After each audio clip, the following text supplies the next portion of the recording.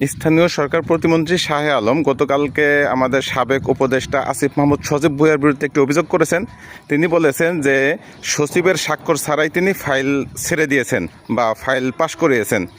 এই বিষয়ে আসিফ মাহমুদ সজীব ভুঁইয়া তাকে চ্যালেঞ্জ করে দিয়েছেন যে তিনি যদি সত্যবাদী হয়ে থাকেন, তিনি যদি সত্য বলে থাকেন, তাহলে আগামী 24 ঘন্টার ভিতরে যেন সেই ফাইলটি জনগণের সামনে ওপেন করা হয়।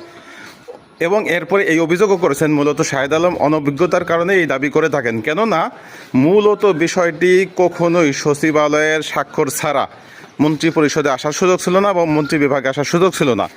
বরং তিনি এটাও বলেছেন যদি কোনো কারণে কোনো বিভাগের সচিব অনুপস্থিত থাকতো বা বিদেশে থাকতো, তাহলে অন্য কোনো বয়সের ভিত্তিতে অন্য কোনো সচিব সেই দায়িত্বে থাকতেন এবং সচিবের স্বাক্ষরের পরেই কেবল মন্ত্রণালয়ে আসলো এবং তখন মন্ত্রণালয় থেকে ফাইলটি পাস হতো। অতএব এই বিষয়টা আমরা দেখতে চাই আসলে দুইজনের ভিতরে যে বাদানুবাদ চলতেছে, এখন আসিফ মাহমুদ সজীব ভুঁইয়ার যে চ্যালেঞ্জ, সেই চ্যালেঞ্জ তিনি গ্রহণ করেন কিনা।